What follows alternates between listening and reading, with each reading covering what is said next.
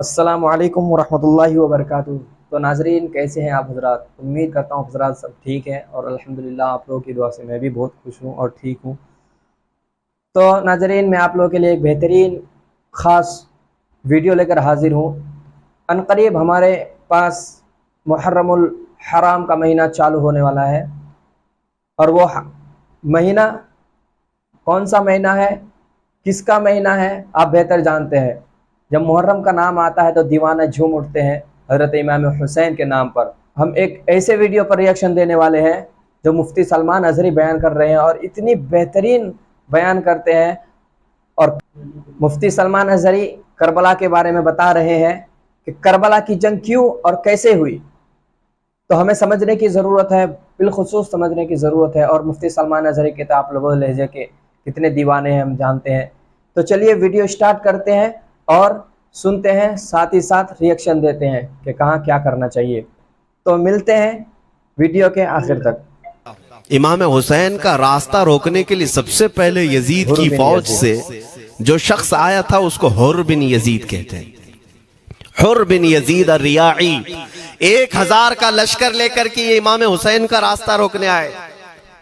2 दिन तक इधर उधर घुमाते रहा और जब जब नमाजें होती रही इमाम हुसैन मुसल्ला इमामत पर हैं और ये यजीदी इक्तिदा भी कर रहे हैं। हर जमात इमाम हुसैन के पीछे हो रही है। लेकिन मैं आपको बताता हूं 10वीं मुहर्रम से पहले इमाम हुसैन ने खुतबा दिया और यजीदियों से कहा, क्या तुम मेरी हैसियत को नहीं जानते? मैं फातिमा जहरा का बेटा हूं, हैदर कर्रार का नूर नजर हूं, रसूलुल्लाह का नवासा हूं। मेरी निस्बतें क्या तुम्हें नहीं मालूम? तुम मेरे खून से अपने हाथों को न रंगो।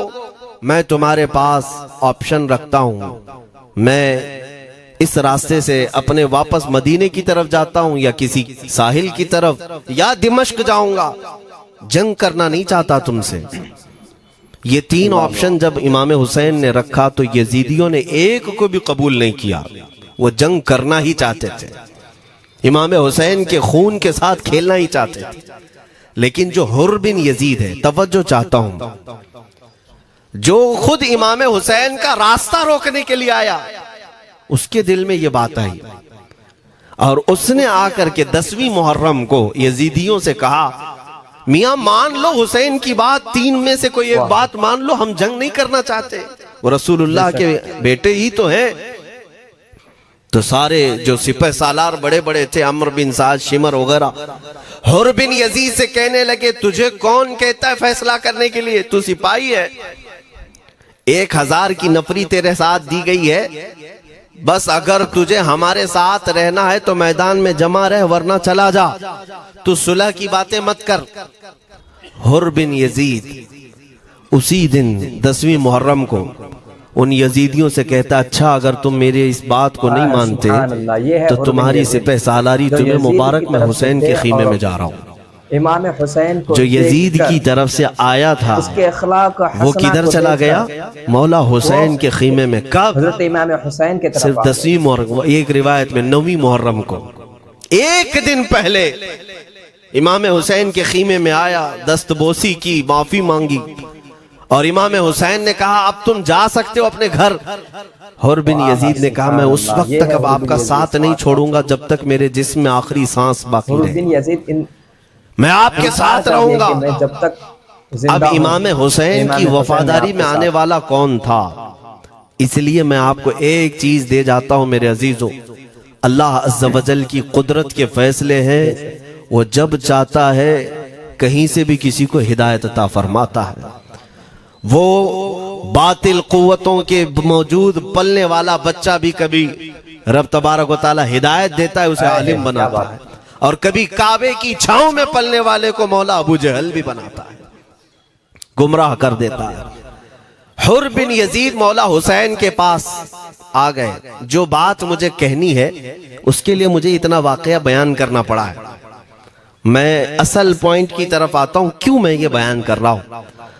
जब 10वीं मुहर्रम को जंग शुरू हुई, अम्र बिन साद ने तीर चलाया, तो जानते हैं खीमा हुसैन की तरफ से सबसे पहले मैदान में उतरने वाला यही हुर बिन यजीद ही, यही उतरे। अपने घोड़े पर सवार जो आए होकर थे उन्हीं यजीद की तरफ यजीदियों से लेकिन लड़ने के लड़ाई लिए में जिनकी इमाम फौज में हुसैन ये की आए तरफ से थे, जो सबसे पहला शख्स उनके आया, मुकाबिल में वो लड़ने हुर के बिन लिए यजीद गए। है। और जब लड़ने की इब्तिदा क्या हुई ईमान हो सुबह गया से दोपहर के करीब तक वो लड़ते रहे, जवाल तक। अब जो बात कहना है तवज्जो से सुनो। हुर बिन यजीद ने सुबह से लड़ाई की, बहुतों ने वहां पर मैदान जंग में मुकाबला आराइयां की हैं, लेकिन हुर बिन यजीद की जो लड़ाई है वो तारीख में लिखी हुई आज भी। उन्होंने यजीदियों के साथ जो जंग किया, कई घंटे जंग करने के बाद, जानते हैं तन्हा हुर बिन यजीद ने 120 हुर बिन यजीद यजीदियों ने को कत्ल किया। 120 यजीदियों को 120 कत्ल किया, की तादाद। गाजर मोली की तरह उड़ाया। एक घोड़सवार एक ही है, 120 को मार गिराया। शहादत हुई, अल्लाह उसके ताला बाद उनको जामे शहादत नोश जन्नतुल किया। फिरदौस में आला मुकाम अता मैं तारीख पढ़ रहा था, वहीं पर हमने किताब को रोक दी। बहुत सारे लोग करबला के वाकयात में इमाम हुसैन के खानदान के बच्चों के शहादत तो बयान करते हैं, उनके जिस्म कट गए, उनके ऊपर घोड़े दौड़ाए गए, लेकिन तुम वो है ये नहीं हुसैनी जानते कि हुसैनी शहजादों ने बातिल कुव्वतों के कैसे छक्के छुड़ाए थे। एक एक जवान ने मुकाबिल में आने वालों को उनकी औकात कैसे याद दिलाई थी। अब सुनो, हुर बिन यजीद 120 को मार गिरा सकते हैं, वो भी एक दिन पहले खीमा हुसैन में आने वाला, एक दिन पहले खीमा हुसैन में आने वाला। बात समझ में आ रही है? अभी जो एक दिन पहले खीमा हुसैन में आ जाए, उसकी ताकत का हाल ये है, जो पैदाइशी हुसैनी हो उसकी ताकत का हाल क्या हो, ताकत का आलम क्या होगा। मेरे तो हजरात, आपने वीडियो को उम्मीद करता हूँ कि पूरा देखने के बाद आप लोगों को समझ में आई कि इस्लाम बस गोश्त खाने का नाम और अय्याशी करने का नाम नहीं है। इस्लाम को बचाने के लिए अपना जो जिसके लिए इस्लाम बनाया है हुआ है, दीन जिसके लिए बनी है, उसका जो नवासा है, उन्होंने दीन बचाने के लिए अपनी जानों को कुर्बान किया है, तभी दीन बचा है। तो दोस्तों, हम ये सुन रहे थे कि हुर बिन यजीद कौन थे। हुर बिन यजीद वो थे कि जो यजीदी के साथ थे। जब इमाम हुसैन के साथ लड़ाई की जंग छिड़ी तो हुर बिन यजीद ने कहा कि हम इसको छोड़ देते हैं। यजीदियों से उन्होंने बताया कि हम इमाम हुसैन से लड़ाई जंग नहीं करते, लेकिन उन लोगों जालिमों ने नहीं माना।